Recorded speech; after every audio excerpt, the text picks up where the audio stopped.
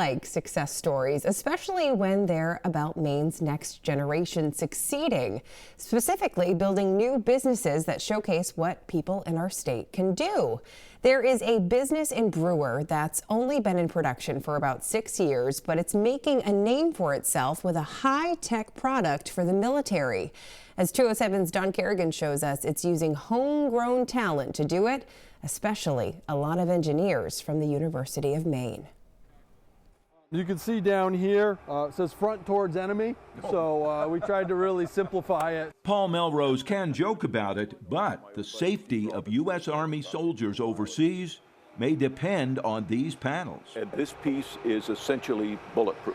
This is bulletproof, yes, yeah, for sure. So rifle fire, so typical weapons, AK-47, those type of things. He says it actually protects against even bigger hits. These panels are the creation of Paul Melrose and his two business partners, Tyler Jolicoeur and Jacques Nader. They are also humane engineers and were all together a few months ago to show their product to Senator Collins.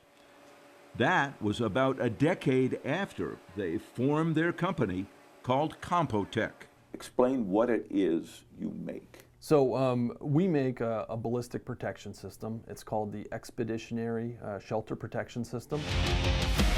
And it's an armored wall that goes around military shelters or other what they'll call critical assets that they want to protect. The panel idea began with the University of Maine's Advanced Structures and Composites Center. This is all the hardware they need to set it up. Melrose is a UMaine engineering graduate and was working at the lab focused in part on those panels. Part of my job at the university, we were trying to find partners to commercialize our technology, and we were struggling finding a company, especially a company in Maine, that could commercialize the ballistic protection system. So eventually we said, you know, who's better suited to design and develop this technology than us? Keeping their day jobs while they refined the ballistic panel design until the Army liked it. We took the leap, hoping that, we could win government contracts, and we thought we were going to get them right away. So, we started up in August, and it took all the way till January before we could really get the contract signed.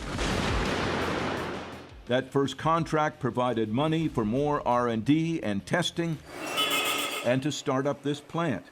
And 2 years later, Compotech won the Army contract to actually produce the panels. When that day came that they signed it, what was that like? Oh, it was awesome. Yeah. I mean, we knew that we had security. Their business was off and running and has been growing steadily ever since. We were able to go from 2 people working full-time and keep growing that team till we were about 10, and we stayed at 10 for a while, and now we're right around 50 employees. Wow. They added automation, buying used industrial robots from eBay, Paul says. The robots perform repetitive tasks precisely and let the workers handle all those jobs that need judgment and human hands. The panels are actually in 2 sections.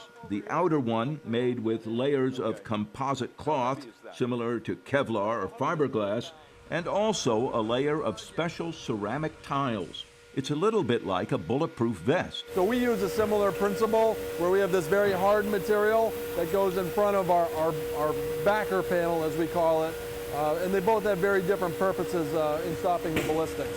And there is a second inner panel he says will capture any pieces that break through the first one. The system is designed to surround an Army tent or generators or fuel tanks in the field and protect them from attack.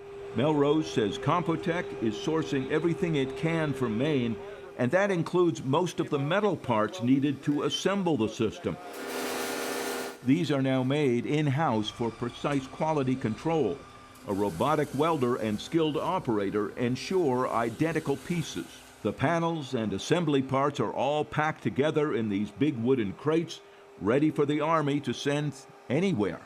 And right in here is a new product, still in the R&D stage.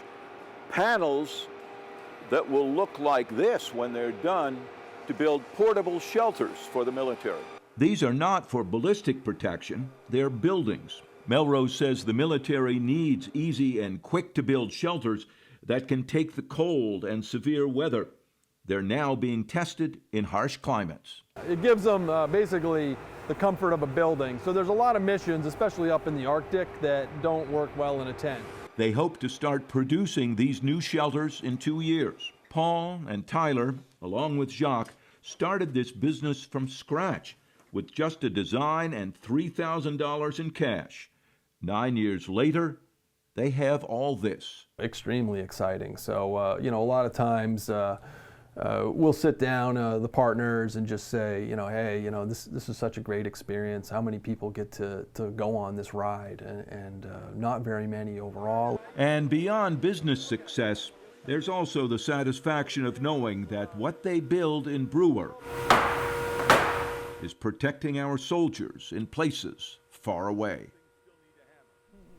Compotech has earned praise and awards from the composites industry and was listed by Inc. magazine, a prominent business publication, in the top 1,000 fastest growing companies in the country and the 13th fastest growing manufacturer. Two other numbers that may be more impressive: the company says so far it has built and shipped nearly 8 miles of those armor panels to the Army. And this one, so far 17 of its employees, a third of the workforce, are University of Maine engineers.